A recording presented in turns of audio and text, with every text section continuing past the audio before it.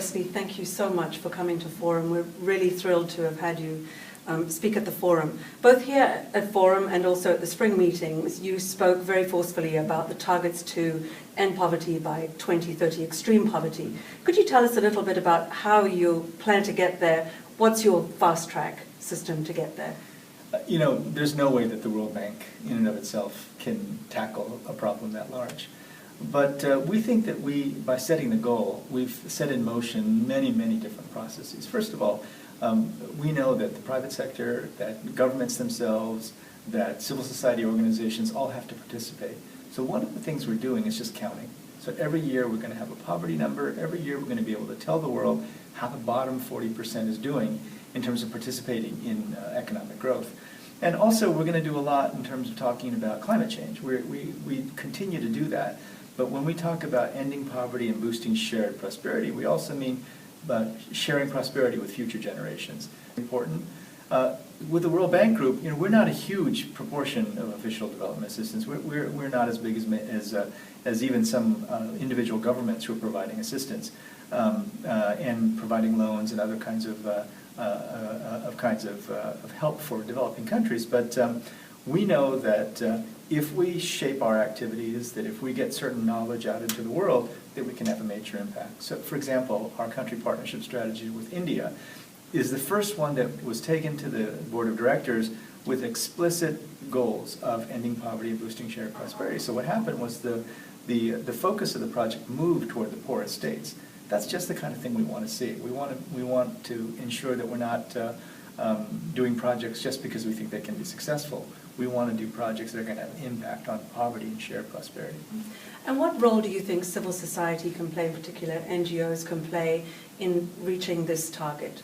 Well, I've always believed in my experience as being part of civil society that some of the most astounding, successful, transformative movements really were built by civil society, and I'm thinking about the response to HIV/AIDS globally, both to find a treatment here in the United States and then taking it and spreading it all over the world. So civil society has a critical role to play. They're the ones who keep organizations like the World Bank honest. We've opened up a lot over the last few decades to civil society. I intend to open us up even more and have a deep conversation. And what I want to challenge civil society to do is, civil society has been the source of the movements that have had the most transformative impact. Where's the movement to tackle climate change? Where's the movement to tackle maternal mortality? Where's the movement to tackle the lack of childhood immunizations? We've only had a few. HIV has been the big one, but the other ones haven't had the kind of energy that's given us transformative outcomes. I'm waiting. We're ready to participate. We're ready to help in any way we can. But civil society has to drive those efforts. So what does your war room look like to reach this goal? Who are you assembling? Who are you bringing in? How are you doing it? Well, first of all, I moved out of my office. I still have an office at the World Bank, but I'm sitting in the middle of a huge open space with my own team around me, vice presidents, managing directors around me.